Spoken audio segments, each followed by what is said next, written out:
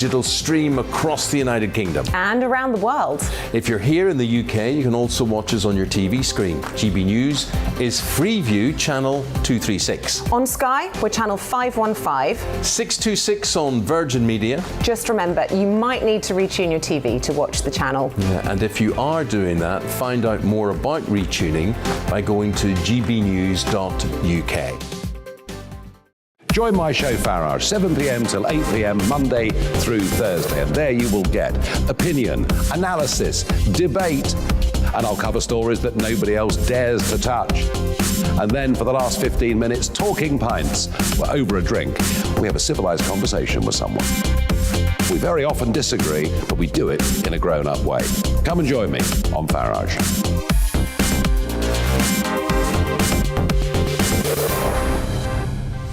I'm Dan Wootton. Join me Monday to Thursday from 9 to 11 for the feistiest and most fun news debate on TV, where free speech reigns. I'll bring you a sharp take on the day's biggest stories, bombshell newsmaker interviews, and A-list guests. And I guarantee you, no spin, no bias, no censorship, and no reason to go to bed. That's Dan Wootton tonight, Monday to Thursdays from 9 on GB News. Hello there, I'm Eamon Holmes. And I'm Isabel Webster. And we hope you can join us for Breakfast with Eamon. And Isabel. You make me laugh out loud, belly laugh. Is that important first thing in the morning? Yeah, absolutely. And there's me trying to be deadly serious. News is a serious business. Yeah, I have to rein you in sometimes. Well, it doesn't stop us laughing at it. It doesn't stop us having an opinion on what's going on. Yeah. And it certainly will not stop us reflecting what you think. Weekdays from 6 to 9:30 on GB News.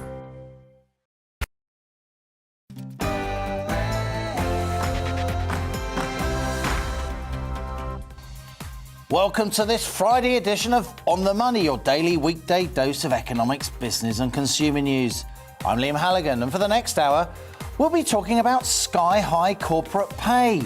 New research shows that top executives now earn over 170 times more than average UK wages. Is that a problem? As ever, On the Money, we'll be hosting a grown-up discussion with people who really know their stuff. But first, it's the GB News headlines with Rhiannon Jones.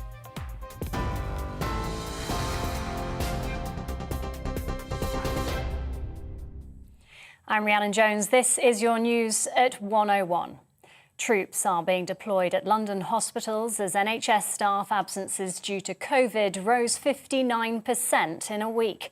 The Ministry of Defence has sent around 200 personnel. A further 150 will support the North West Ambulance Service. The new recruits are expected to be in the field for the next 3 weeks. Bupa former Chief Medical Officer Andrew Vallance-Owen told GB News that the move is a positive development for the NHS. People should be reassured that we've had the sense to bring the army in. We saw during the crisis last year that the Nightingale hospitals were almost built and staffed by the army, and they did a brilliant job. They didn't have to be used much in the end. So I think I'm reassured by the fact that it is recognised that we need to bring the army in.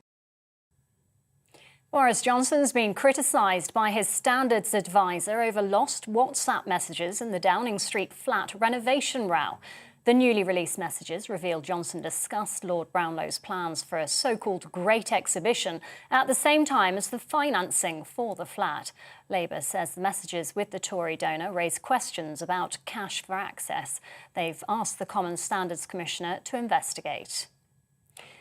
The Attorney General's considering referring the Colston statue toppling case to the Court of Appeal. It comes after 4 people were cleared of tearing down a monument of slave trader Edward Colston during a Black Lives Matter protest in Bristol in June 2020. Suella Braverman said the verdict is causing confusion and may trigger a review. Senior judges would have the chance to clarify the law for future cases. Kazakhstan's president has ordered security forces to fire without warning. It comes amid a violent crackdown on anti-government protests sparked by a fuel price hike. Around 2,500 Russian-led forces have been deployed to Kazakhstan at the request of the country's president. The counter-terrorist operation continues. The militants have not laid down their arms. They continue to commit crimes or are preparing for them. The fight against them must be pursued to the end. Whoever does not surrender will be destroyed. A second tennis player has reportedly had their visa cancelled by immigration officials ahead of the Australian Open. Renata Vorakova is now detained in the same hotel as Novak Djokovic and has been told she needs to leave the country. Djokovic is awaiting the outcome of an appeal with authorities over a COVID-19 medical exemption. It's reported that one other player may also be under investigation. The Australian Home Affairs Minister says everyone is being treated fairly in custody. Mr Djokovic is not being held captive in Australia. He is free to leave at any time that he chooses to do so, and Border Force will actually facilitate. We treat all people who are in immigration detention fairly, equitably. A 13-year-old boy has been arrested on suspicion of murder after a man was stabbed to death in West London. Police investigating the killing of 46-year-old Dariusz Wolosz detained the teenager on Thursday. Mr. Wolosz, who was Polish, was attacked near his home by a group of males following a row in West Drayton. The Met Police have urged anyone with information to contact them. The 79th Golden Globes will be a private event. The Hollywood Foreign Press Association says the ceremony will no longer be live streamed. What's more, the winners will be announced in real time on social media. The event's due to take place on Sunday with no red carpet and no celebrity hosts. You're right up to date. I'll bring you the latest headlines in half an hour, but now let's return to Liam and On the Money.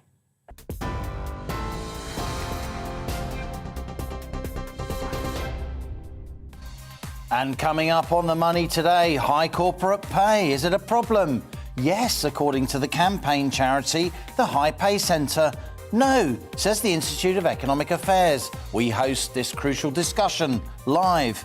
And as one of Scotland's 2 nuclear power plants shuts down after 4 decades of service, what does that mean for the UK's energy security? And in-depth Money Talks interview today. It's Simon Delaney. He's been a pub landlord in Wythenshawe, Greater Manchester, for 27 years. He'll be telling us the ups and downs of trying to run a pub during this COVID pandemic and why these last 2 years have been so tough for the hospitality industry. As ever, we want your questions, opinions, ideas. Do you think sky-high executive pay is a problem? This is your show too. Get in touch. GBViews at gbnews.uk or tweet at GBNews. I'll be reading out some of your emails later in the show, so stay with us. This is GB News. I'm Liam Halligan, and you're on the money.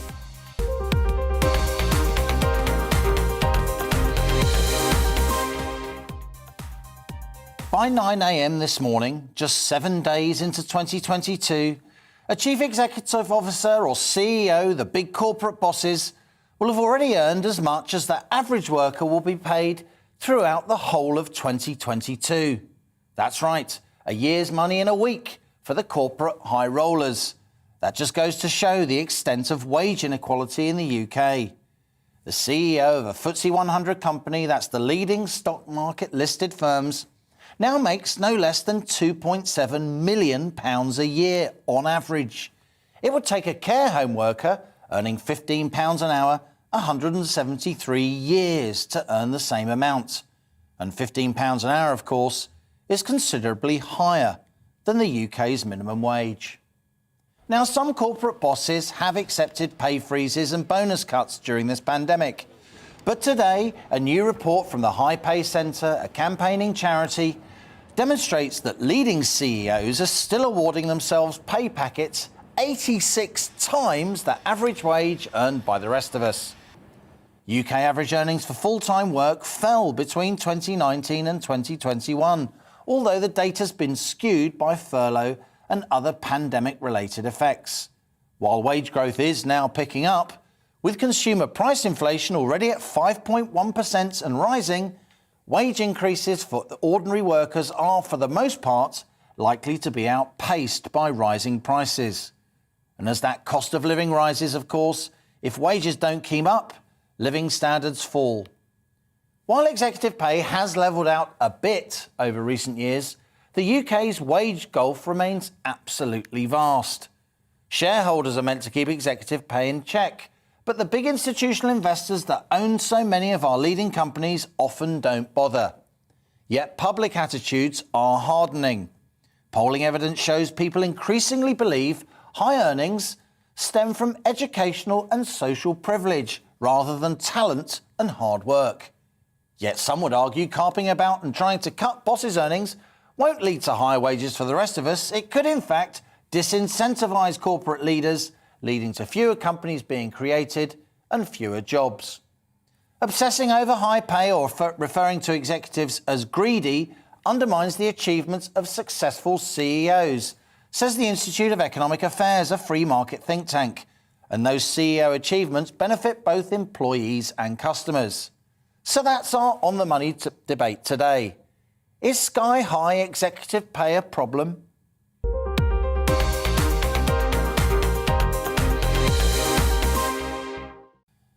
In-depth yet inaccessible discussions here on The Money as ever today. We have Luke Hildyard. He's the Executive Director of the High Pay Centre, a think tank that campaigns for fairer pay, and the think tank that's published the research that we're highlighting here on The Money.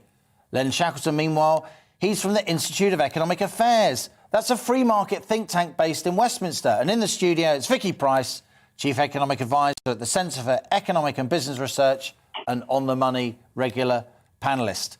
Luke, let's go to you first. We're very pleased here on GB News to highlight your research today. Just flesh out a little bit more what the report you're publishing today at the High Pay Centre is saying.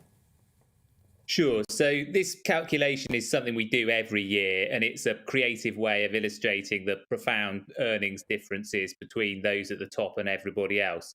Using the best available data to create an hourly pay rate for FTSE 100 CEOs suggests that their pay for 2022 will surpass the amount the median full-time UK worker earns in an entire year. By early this morning. We've been doing the calculation for a while now. We assume that work starts on the day after the New Year bank holiday. And this is the first time that CEOs have had to go into the fourth working day of the year to surpass a typical worker's annual earnings. And that's because a lot of CEO pay awards have been reduced as a result of the pandemic. But the fact they're earning what most people would consider an entire year's worth of pay in 4 days rather than just 3 kind of puts the reduction into perspective. Len, Luke strikes me as a very reasonable guy who's clearly done his research. Why is he wrong? Luke is a very reasonable guy, and I've debated with him before about this. This report comes out every year, and in fact, what it shows this year is that, compared with the previous report, the degree of inequality has actually fallen slightly. But of course, it's still a huge amount. But the question is, what do you do about this, and what are the implications of trying to mess around with executive pay? I mean, the other thing I always think about is, why are we just concentrating on this particular aspect of inequality? Last week, it was rumoured that Manchester United are about to pay Paul Pogba £25 million a year in his new contract. And yet, we're raising the issue of say, somebody like the chief executive of Tesco, which has been very important during the COVID lockdowns, on a more modest £5 million a year. So, I mean, what is the basis for doing this? How would we ever change it, and what would be the knock-on consequence? What do you make of this, Vicky? I know you've been involved in Low Pay Commission, helping government to set pay in the public sector. Who's right here? Luke from the High Pay Centre or Len Shackleton from the IEA? I think there is no doubt that CEOs have to be encouraged to do the right things for their company. So you do need to reward them properly. But this is the case, of course, for the person who runs an NHS trust. So if you compare what they earn, in some cases it's still quite high by comparison to the average pay. Compared to the Prime Minister, for instance. Absolutely. But if you compare that with running Tesco, which you could argue right now is very, very important task, given the crisis we have in the National Health Service, you would argue again that maybe that all needs to be relooked. Are we valuing what people are doing and what they're contributing to society properly? So I think there has to be a balance across, and we need to look at loads of sectors. Yes, of course, the footballer issue is an important one. Footballers, of course, have a rather short, performance life. The CEO who earns an awful lot of money probably will go and earn even more later. What worries me, actually, in terms of the way that things are moving is, of course, there are loads and loads of performance standards that are being given to, or requirements that are being given to CEOs, which encourage them to do all sorts of funny things on share prices, and a lot of share buyback that goes on right now increases share price, so their benefits, of course, increase as well if indeed they're linked to their Which they pay. nearly always are, aren't They they? nearly always are, which is a At this serious level. problem. Yeah. Yes, and of course, very often you see that happens, and then there is a real problem with the company underlying all this, which hasn't been really Because the sorted out. CEOs have got an incentive to boost the share price by buying back the shares, boosting their short-term pay, but maybe not having the long-term interest of the company at heart. There's a lot of what's going I on agree. right now, which perhaps shows that this is exactly it should be a worry. A lot of share buyback is going on at present, rather than investing properly on new things, and that's a real worry. And the other one, which I think we need to watch, at least in those FTSE companies, you've got the shareholders who may be pointing out various things and worrying about some of those pay awards, but so many firms are now going private, and you're not going to know Delisting from the stock exchange. This is what private equity is. Yeah. Then the accounts aren't public. You can't actually see what's going on. Well, and that's a serious issue. How much are people going to get paid doing those various things? And a lot more obscurity, if you like, in terms of what's going on. I think that's a problem. Even less transparency. Luke, let's go back to you.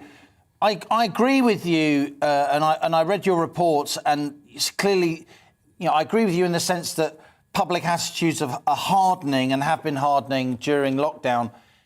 Even the Tories under Theresa May were talking about, weren't they, getting trade union representatives on boards and so on. It doesn't quite seem to have happened. Is your think tank still pushing for that? Why isn't it happening?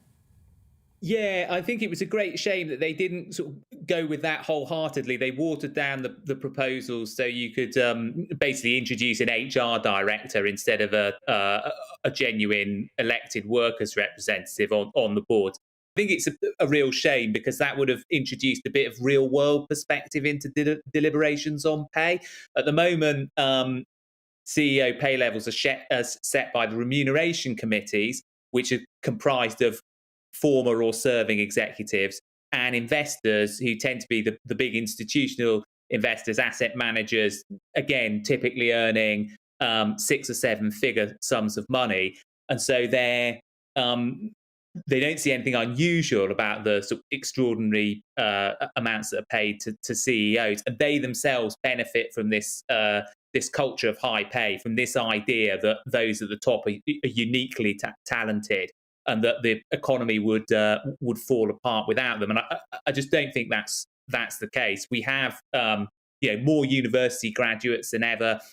These are big companies with the resources capable of training people up to do the job, so they ought to be boosting the supply of viable candidates themselves. It is a bit of a sort of supply and demand issue, and if there is only a sort of small pool of people capable of doing these jobs, and hence you have to pay vast sums of money to attract the right ones, and that kind of reflects badly on the companies themselves. So yeah, I think it would have been great if we'd sort of gone through with a more wholehearted version of the workers on boards policy that was initially proposed. I think it would be great to sort of revise directors' legal duties somewhat, so that they're more accountable to stakeholders beyond their shareholders for their impact on society, the environment, that sort of thing. And it's also very noticeable that the share of total incomes captured by the top 1%, the top 0.1% in the UK, has gone up as the share of people in a trade union has declined. I think it's legitimate to argue that there was a time when trade unions were a bit too powerful in this country, but you look at the economy now, the extent of precarious, insecure work, the extent of low pay. I think it's very difficult to argue that we wouldn't make a big improvement to living standards by enabling shop workers workers in the gig economy, factory and warehouse workers, to join trade unions more easily, come together with a bit more negotiating clout to get a bigger share of the wealth that they create for these big companies, instead of it all being sucked up by the executives and the wealthy investors? Len Shackleton, I'm a former asset manager myself. You won't find many more pro-business journalists than me in this country, and yet hasn't Luke got a point there? Trade union membership in this country has gone from over 50% in the late 70s to around 25% now. The unions are much weaker than they were. Some people would say a lot more moderate. Isn't it worth having a trade union rep on the board of listed companies? Just one. They do it in Germany. They do in Germany. It doesn't seem to make much difference to chief executive pay because top CEOs in Germany earn as much as they do in the UK. I think having workers on boards is an idea which has been around for a very long time. I remember the Bullock report back in the 70s where they talked about this. I worry that getting workers on boards would actually lead to more confrontation, not simply over pay, but over issues of restructuring businesses and reacting quickly to changes in the economic environment. So I'm really not very keen on this idea. And if I could go back to what Vicky said a little bit earlier on, companies are delisting. And it's also the case that the FTSEs are losing market share in terms of new issues. We're placing more and more restrictions on our listed companies, making them less attractive for firms to be launched over here. And I think just adding trade union representation to this would be, just a further blow to London's competitive position. Political pressure's rising, Vicky. You're sensitive to that, I know. There's a cost of living squeeze coming big time, as we talk about often here on The Money. The kind of issues that Luke and the High Pay Centre are raising, can the government afford to ignore them? No, and I think the whole levelling up white paper that's going to come quite soon, one hopes, cannot ignore that type of gap that exists. But I think it's interesting, though, to look at this in the international perspective, and I think Len mentioned that. The interesting thing is, of course, that I've contributed a chapter in a book that Len edited on what's going on around the world in this area. And, of course, he's quite right about Germany. Nevertheless, Germany comes 7th in the list. So the US first, then Switzerland, then the UK. In terms of the disparity between executive pay and regular pay? Mostly in terms of how much they're getting paid. Yeah, OK, yeah. So, but if you look at what happens in terms of in relation to per capita income, then it's countries like, I'm afraid, sort of India and South Africa where the biggest gaps exist. Where there's much, much more systemic mass inequality because there's still, unfortunately, a lot of mass poverty in those largely developing countries. Vicky Price, very, very interesting. Luke Hildyard from the High Pay Centre, Len Shackleton from the Institute of Economic Affairs. Never let it be said that we don't have all kinds of different views here on GB News, not least here on The Money with me, Liam Halligan. Coming up, after Scotland shuts a major nuclear power plant, we'll be speaking about the business implications of this decision. And your emails are flooding in. It's a tsunami on this issue of high corporate pay. We'll be reading some of those shortly. Stay with us. You're on The Money. It's time to remind ourselves there's always another winter. Canary Islands sponsors the weather. Hello again. Not for the first time this week. There's a cold breeze blowing out there, bringing some sunshine, certainly across eastern areas, but it's also quite a few wintry showers in the west. So sleet, hail, and in places some snow. Low pressure is dominating up to the north, and we've got this little kind of breakaway weather front bringing thicker cloud and wet weather to South Wales and southwest England. That's mostly rain, but it does have some snow mixed in over the hills of Devon and Somerset for a time. Further north, we do have some sleet and snow showers packing into northwest England, western parts of Scotland and Northern Ireland, and we'll continue to see those wintry showers through the rest of the day. Much of the east, by the odd shower, dry and bright with some sunshine, but it feels cold. Temperatures 3 or 4, add on that wind, it feels sub-zero. We'll keep a few scattered showers going across the west through this evening, but for most it turns dry and cold. We will see a frost forming, certainly early on, but look at this, more cloud and rain then comes in through the night, and that will have the effect of lifting the temperatures. So frosty this evening. By morning, most places will be back above freezing. As the wet weather arrives, it will bring some snow across the hills of Scotland, certainly for a time on Saturday morning, but mostly it's just a wet old Saturday morning, and the rain likely to turn heavy at times over England and Wales, particularly through the afternoon across the south, with some gusty winds along the south coast too. Many places, though, brightening up through the afternoon with some sunshine, and after we start, pretty mild temperature, actually dropping a little bit through the afternoon, but still milder than it has been. Quite a few showers then coming into western areas during Saturday evening. Some snow likely to continue over the higher routes across western Scotland. And then we go into Sunday. We'll keep the showers going in the west, certainly initially, but much of the east will be dry and bright. And for many, we should see a bit more sunshine on Sunday compared to Saturday. Goodbye. Canary Islands sponsors the weather.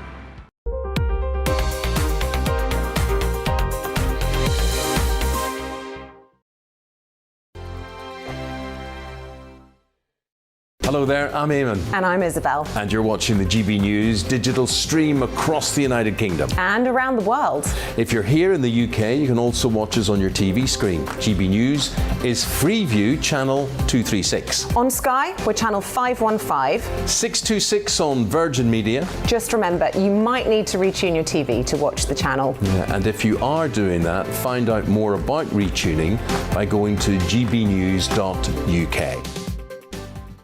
Join my show Farage, 7 p.m. till 8 p.m. Monday through Thursday, and there you will get opinion, analysis, debate, and I'll cover stories that nobody else dares to touch.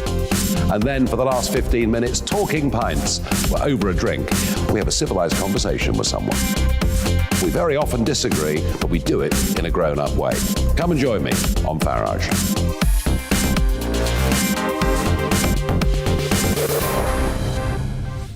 I'm Dan Wootton. Join me Monday to Thursday from 9 to 11 for the feistiest and most fun news debate on TV, where free speech reigns. I'll bring you a sharp take on the day's biggest stories, bombshell newsmaker interviews, and A-list guests.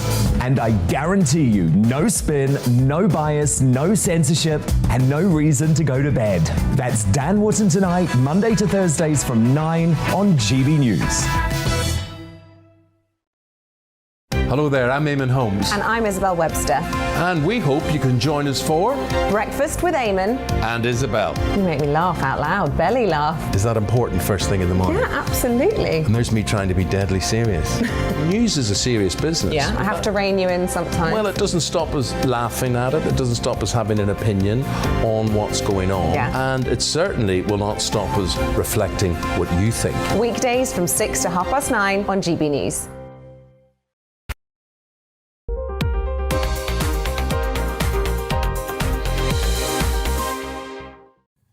Welcome back. You're on the money with me, Liam Halligan. Now, one of Scotland's 2 nuclear power plants is being permanently shut, nearly 46 years after it started generating electricity. Bosses at Hunterston B in North Ayrshire said the plant had produced enough energy to power every home in Scotland for nearly 31 years since it first came online. But now the plant, managed by EDF Energy, will begin a 3-year wind-down process before being handed over to the Nuclear Decommissioning Authority. The 480-strong workforce at Hunterston B will be slashed by a quarter during wind-down, but EDF says 125 workers will either retire or be redeployed to other sites. Joining me now live from his kitchen in West Lothian to talk about this is Davy Donaldson, GB News' Scotland reporter. Davy, good to see you. Now, I know, because I saw you on the GB News breakfast show with Eamon and Isabel, you were on your way to Ayrshire early this morning, driving along to report from Hunterston, but you ended up by the side of the road talking about heavy snowfall in Scotland, and you've been forced to take refuge in your home. So that's why we're doing you back at home. It's good to see you. Tell us about this Hunterston closure briefly. What do you make of it?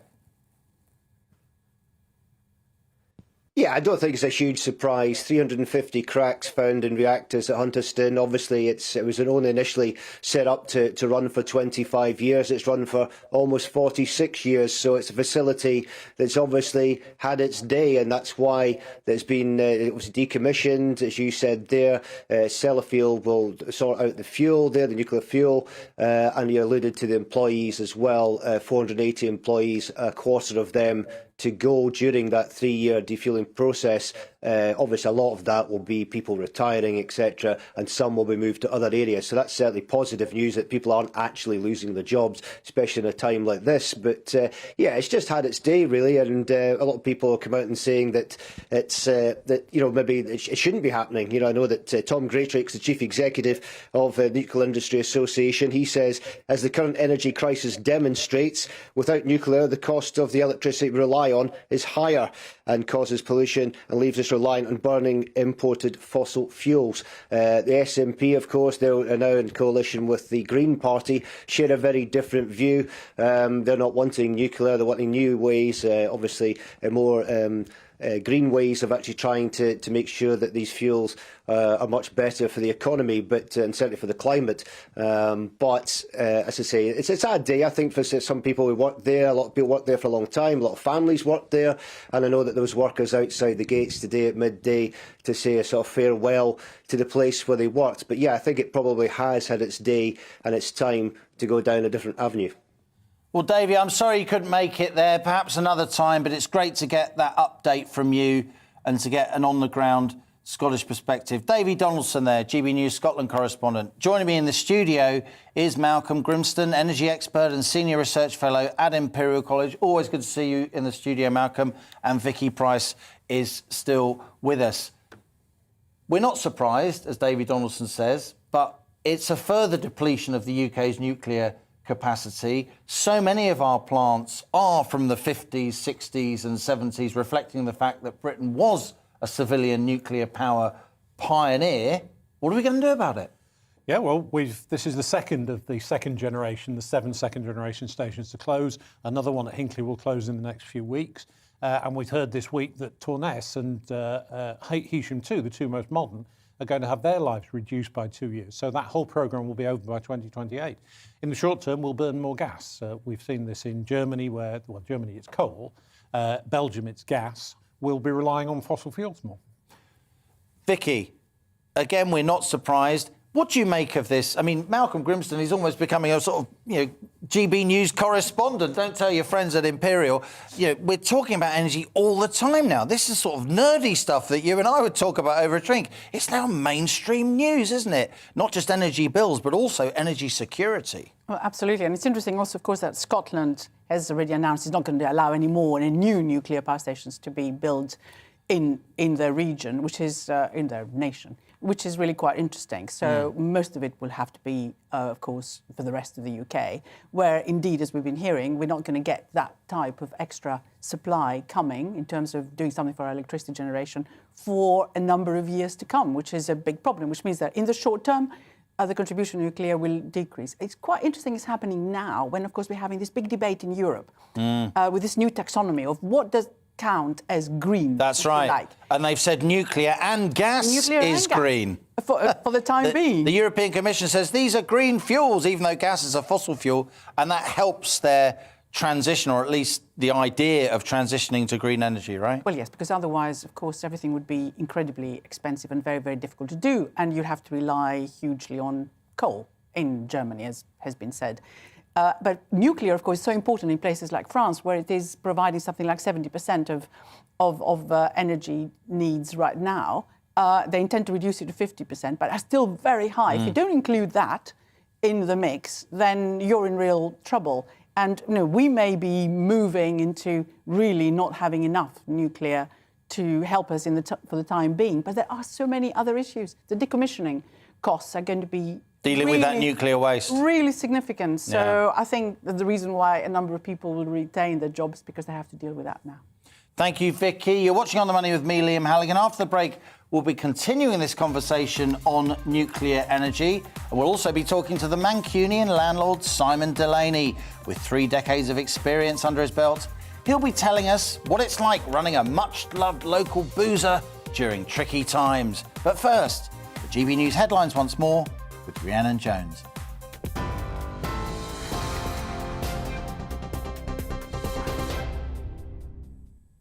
I'm Rhiannon Jones. Here are the latest headlines. Troops are being deployed at London hospitals as NHS staff absences rise 59% in a week due to COVID. The Ministry of Defence has sent around 200 personnel. A further 150 will support the North West Ambulance Service. First Minister Mark Drakeford says the Omicron storm has hit Wales, but denies the Welsh NHS has been overwhelmed. Boris Johnson has been criticised by his standards advisor over lost WhatsApp messages in the Downing Street flat renovation row. The newly released chat reveals Johnson discussed Lord Brownlow's plans for a so-called Great Exhibition at the same time as the financing for the flat.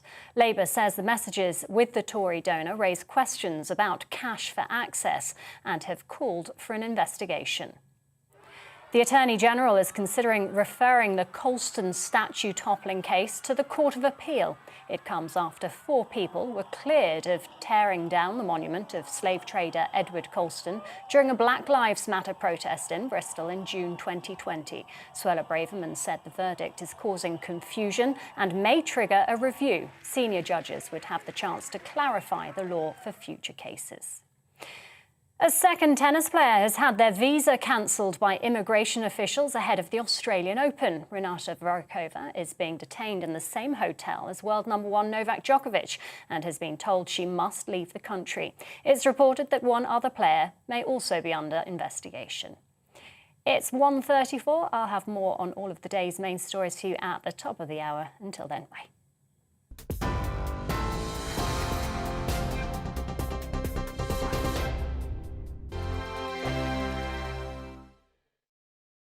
Hello there, I'm Eamon. And I'm Isabel. And you're watching the GB News digital stream across the United Kingdom. And around the world.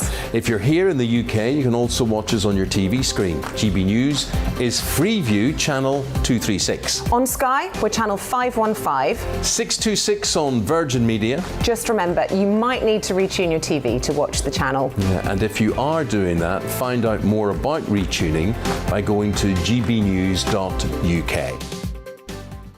Join my show Farage, 7 p.m. till 8 p.m. Monday through Thursday. And there you will get opinion, analysis, debate, and I'll cover stories that nobody else dares to touch. And then for the last 15 minutes, talking pints. We're over a drink. We have a civilized conversation with someone. We very often disagree, but we do it in a grown-up way. Come and join me on Farage.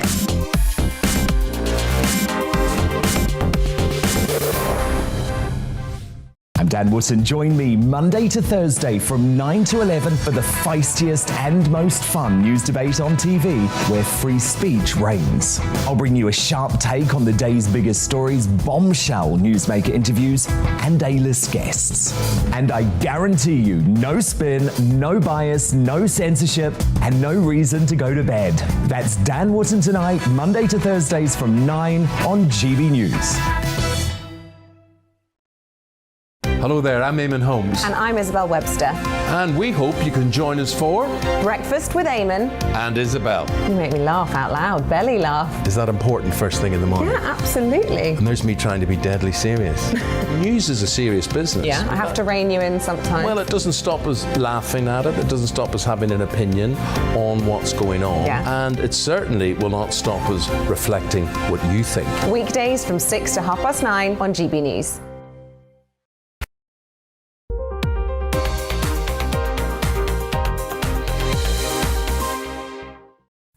Welcome back. You're on the money with me, Liam Halligan. Before the break, we were discussing one of Scotland's new nuclear power plants being permanently shut down 46 years after it first started generating electricity. I'm still with energy expert Malcolm Grimston of Imperial College London and, of course, Vicky Price. Malcolm, the Scots, the Germans, I mean, sensible countries run by pretty clever people, they both have turned their back on nuclear partly on safety grounds. Are they right? I think with Germany, it was more visceral than that. It was the idea that Germany was in the battlefield between the East and West, and it was really a nuclear weapons thing, which then spilled over into nuclear power. But the irony is that by closing their nuclear plants at the moment, Germany will kill probably 2,000 people over the next decade with the air pollution that's caused by the brown coal that they'll use instead. Wow. It's ironic, nuclear is probably the safest source of energy we've yet come up with. A single incident in the 70 years we've been using it with demonstrable off-site health consequences. It's a remarkable safety record. And of course, you have to be sure that you're doing that. The reason Hunterston is closing is that the graphite is cracking. That would mean in the possibility that you couldn't get your emergency rods in to shut it down. Yeah. So the point comes, you've got to close it down. I don't think anybody would disagree with that. But that German move under Merkel, who's now departed, of course, it followed the Fukushima disaster, didn't it? Which has been painted around the world as people died because it was a nuclear disaster. No, people died because there was a whacking great tsunami that killed them. It so happened a nuclear plant was there, but no one died because of the nuclear plant. It was really interesting that at the plants up the coast, the locals all flocked to the nuclear power plant because it was the safest place to protect them from the earthquake and the tsunami. Yeah. And as you say, there is a debate around one individual who was working at the plant, probably wasn't affected. Nobody else was killed by the radiation. Many people were killed by the overreaction to the radiation. Right. But this was in the background of this dreadful natural disaster, and the nuclear plants held up extraordinarily well, even the 1970s ones. Vicky, we often discuss, don't we, here on The Money, this energy crunch. A real pinch point will be the 7th of February, not long now, where Ofgem, the regulator, will set that energy price cap. It's obviously going to go up. They said it in October. They said it again in February for bills happening in April. Almost everyone in the industry and beyond expects a big rise in that price cap, with average bills going from around £1,300 to about £2,000 a year. And that's on average, a huge amount of money. How's the government going to get out of this? How's the government going to address it? Should they cut VAT on energy bills? Well, VAT is 5% on energy bills, which isn't that great, but of course it will make a difference, especially if prices go up. 5% is then a significant amount, if you like. But it will be quite a difficult thing to do, given all the pledges on climate change. So I suspect that they will have to intervene much more in terms of assisting people, either helping the energy companies themselves with extra loans so that the increase isn't going to be anything like as great, spreading it over a number of years, or giving direct help to particular households which are going to be most affected. They could do means testing. But there are also suggestions that it could be across, because actually the increase is going to be very significant for the middle classes, if you like. Indeed. As well. So the question is, what do they do? Do they borrow more in the future to allow for this to happen? Because they will have to, even if they give preferential loans to firms to do that. But I think Ofgem is going to have to rethink the whole model of allowing so many energy companies to enter without any real backing in terms of capital at the head, and allowed a lot of that gas to be bought, for example, without any hedging ahead. So we're going to see quite a diminution, I think, of the numbers of people in the market that are selling this. And unfortunately, worryingly, there'll be a lot more concentration in just a few energy companies, which will be a problem later on. A smaller number of energy companies, 26 have failed already. More power for those companies, worse still for the consumer, potentially. Malcolm, as Vicky says, there is an energy crunch coming. And of course, Kwasi Kwarteng, the business secretary, has been holding, we know, crisis talks with some of the remaining energy suppliers here in the UK. But of course, if you're a corporate user of energy, if you're making steel or manufacturing cars, which uses huge amounts of energy, or running a pub or a restaurant where your energy bill, your electricity bill, your gas bill is also very, very high, no price cap for you. The government's going to have to do something, isn't it? Well, it's a very limited field of what they can do. Yeah. This is really driven by an international increase in the wholesale price of power, which is not a local issue here.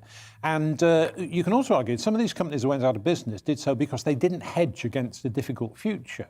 And hedging is buying gas in the future by saying to an industrial gas supplier, I'm going to take that gas off your hands in April for this amount of money, yes or no? They say yes. So you insulate yourself against price spikes. That's right, and they'll buy some of it even a year ahead or maybe even 3 years ahead.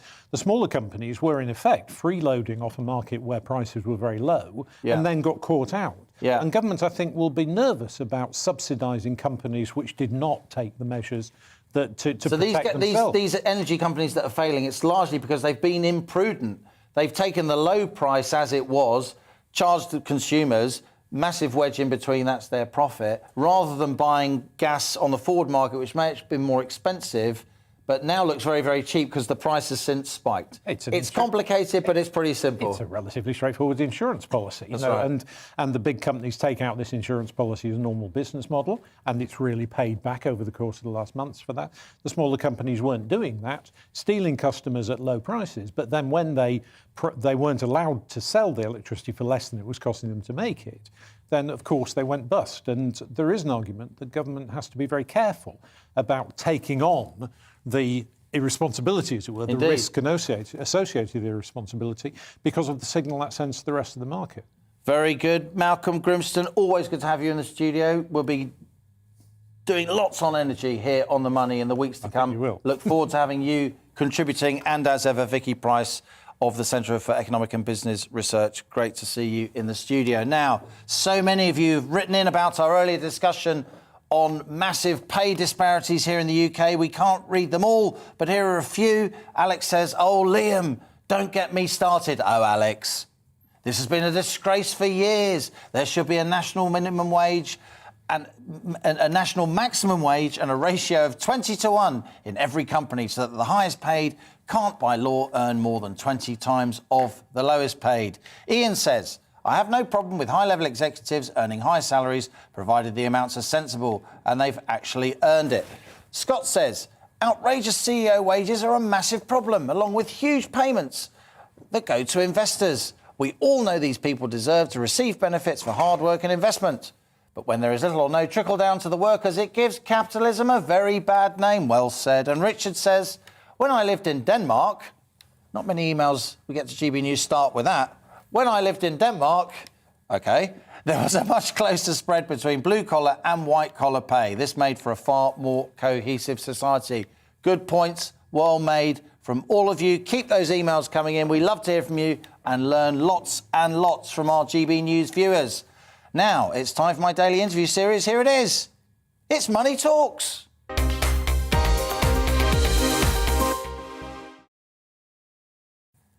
Now, the pandemic has, of course, hit countless parts of the economy, not least that beleaguered hospitality sector, which employs almost a tenth of the British workforce.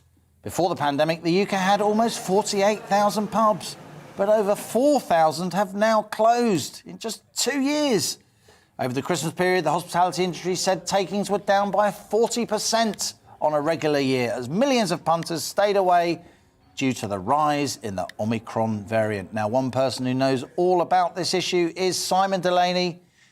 He's the governor of the Furbank in Manchester in Wythenshawe. Simon took over the pub back in 1994 after starting out as a DJ in the 80s. Whoop, whoop. There he was. He was there in the Hacienda. He's a proud owner of his pub, which has won many prestigious awards, including the Best Community Pub in Great Britain in 2016. Simon says, "Every day as a landlord is a challenge, but these past 2 years have been by far the most testing." Here to tell us more, it's the boss of the Furbank Pub and Kitchen. It's Simon Delaney. Great to see you in the studio. And you've come down from Manchester, from Wythenshawe, to be with us. It's a Manchester invasion. We had Manchester's most famous cab driver in here earlier this week. Yeah. Oh, hey. He's a City supporter, though. Well, they have... Can't have everything. We can't have everything, no, definitely not. Great to see you, Simon. You're here because you actually appeared on The Money as a panellist recently, and we had such an interesting discussion with you. We thought we'd invite you to do the Money Talk slot. So tell us, how did you get into business? What made you want to be not just a pub landlord, but a pub owner? Because that's quite a rare thing, isn't it? Most landlords work for a brewery. Exactly. Well, to be honest, I did it by accident. You mentioned that I've been at the Furbank nearly 28 years. Yeah. It was by accident. I was the DJ there. I was the DJ, and the guy I worked for had had enough, and I thought I'll try and do my little bit with the pub company to try and keep him there. And by the end of that meeting, I actually had a pub. It was. What, they said, "Do you want it?" It was as easy as that, because there was no codes of conduct back in the day then. No. You know, there's the keys, do what you can. And 27 years down the line, I'm still there, and we've basically worked very hard, you know, for the last 27 years. And I love it. You know, I've actually got two pubs. I've got we got another one in June 2020 during lockdown as well. So, Yeah, Right. I'm verging on a multiple operator, as they say at the moment. Does it surprise you that we've lost 4,000 pubs during lockdown? 4,000 out of 45, 46,000. It's a lot. Nah, there'll be more. There'll be more as well. Because so many are just hanging on. Yeah, well, and that's what we've all done. We've basically hung on, thinking Christmas will be the turning point, and it'll be. And it kind of wasn't, was it? No, it was. How can I? You mentioned 40% there. My takings are probably down 80%. Really? Yeah. November and December are normally very good trading months. Probably the best two trading months within the year.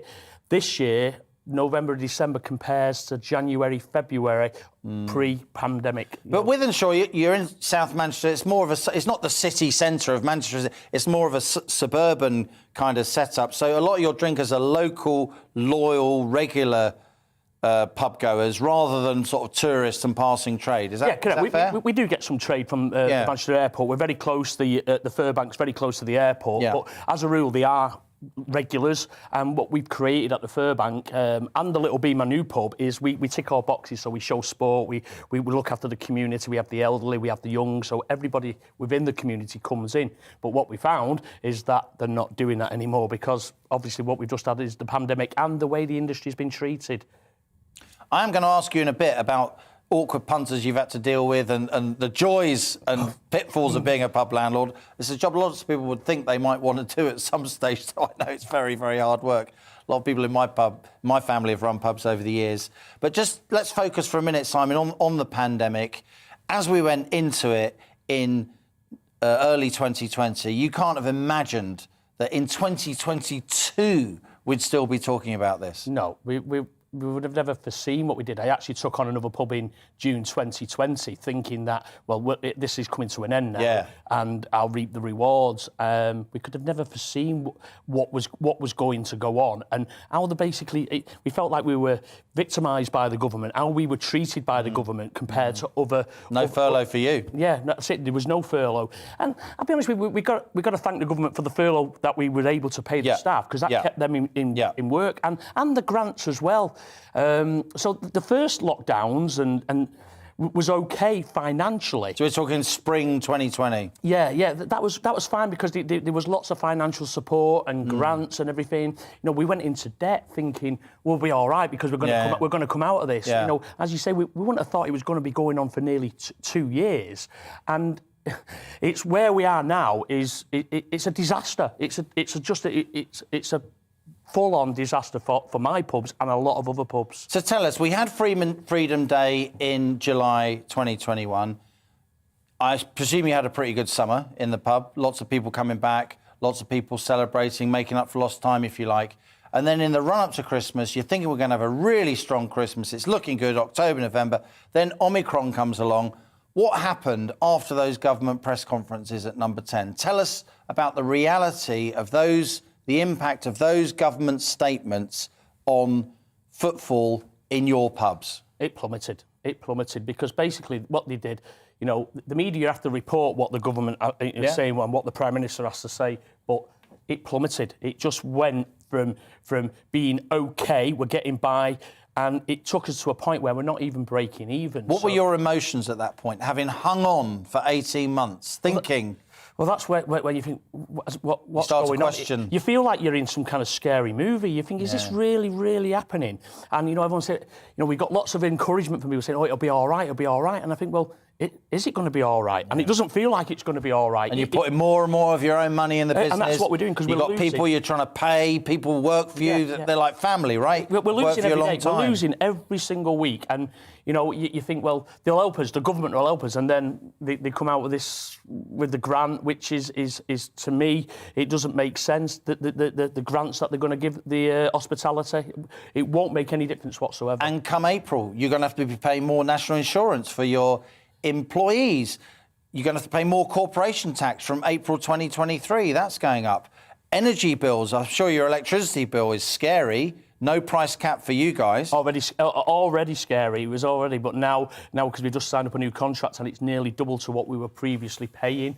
And the overheads for pubs are really, really unfair anyway. The way the business rates works, the way we're valued and how much we pay. So we're already in an industry what's not taxed fairly compared to other industries, compared to the supermarkets. So we're all in a place what isn't good. You know, the minimum wage is going up. It's great having a new national minimum wage, but you know, where does that come from if the turnover of the business is going in the other direction? How important, Simon, are your pubs to your local community? You're a very proud Manchester guy, and your local economy.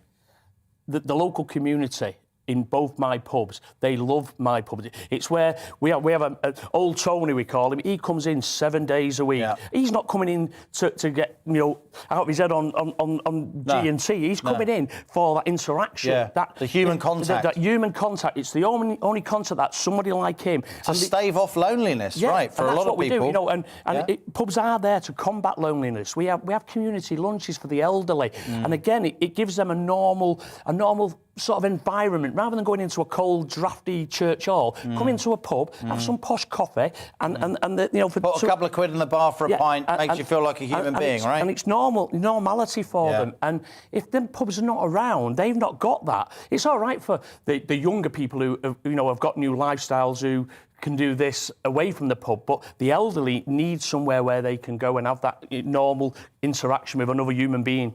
You're an upbeat, optimistic guy, as business owners so often have to be, as entrepreneurs have to be, resilient, relentless. We're going to get through this. You're obviously a pub owner because you love being a pub owner. Tell us about some of the good times that you've had, the good times to come. Why do you love being a pub owner? I love talking to people. I love being around. I love being around people, and people are saying, "Oh, he seems all right there. He's happy there." But that's, as you just said, I've got to be motivated. I've got to be positive. The fight's real. We need custom in my pubs, and you know we've got to get out there and get that, as we did back in 2001 when the smoking ban came. You know, we had to change. You reinvent yourself, don't you? No, that's what we had to do. You know, and it's been okay. The smoking ban's been okay. Yeah, it's good. You know, we now sell posh coffees. We didn't do that 15 years ago. You can come in and get a nice posh latte, you know. Latte? Yeah, well, whatever you want, we can do. We allow dogs, we allow children, and these are all things, so we'll diversify again. And it's my job to sort of force people out of the homes who have got used to sitting there now in the house or doing something else. Men, go now and do the Friday Big Shop at 10 o'clock at night on a Friday. I know. Who'd have thunk it? Who would have thought that? What have we become? Exactly. So we're not only competing against coronavirus, we're competing against all them other things as well. Simon Delaney, boss of the Fur Bank in Wythenshawe in Manchester. It's been a pleasure. Thank you. All the very best to you. You've been watching On the Money with me, Liam Halligan. Thanks for joining me today. We'll be back for more economics, business and consumer news at 1 p.m. on Monday. Have a good weekend. This is GB News. I'm Liam Halligan, and that was On the Money. It's time to remind ourselves there's always another winter. Canary Islands sponsors the weather. Hello again. Not for the first time this week. There's a cold breeze blowing out there, bringing some sunshine, certainly across eastern areas, but also quite a few wintry showers in the west. So sleet, hail, and in places some snow. Low pressure is dominating up to the north, and we've got this little kind of breakaway weather front bringing thicker cloud and wet weather to South Wales and southwest England. That's mostly rain, but it does have some snow mixed in over the hills of Devon and Somerset for a time. Further north, we do have some sleet and snow showers packing into northwest England, western parts of Scotland and Northern Ireland, and we'll continue to see those wintry showers through the rest of the day. Much of the east, bar the odd shower, dry and bright with some sunshine, but it feels cold. Temperatures 3 or 4, add on that wind, it feels sub-zero. We'll keep a few scattered showers going across the west through this evening, but for most it turns dry and cold. We will see a frost forming, certainly early on, but look at this, more cloud and rain then comes in through the night, and that will have the effect of lifting the temperatures. So frosty this evening. By morning, most places will be back above freezing. As the wet weather arrives, it will bring some snow across the hills of Scotland, certainly for a time on Saturday morning, but mostly it's just a wet old Saturday morning, and the rain likely to turn heavy at times over England and Wales, particularly through the afternoon across the south, with some gusty winds along the south coast too. Many places, though, brightening up through the afternoon with some sunshine, and after we start, pretty mild temperature actually dropping a little bit through the afternoon, but still milder than it has been. Quite a few showers then coming into western areas during Saturday evening. Some snow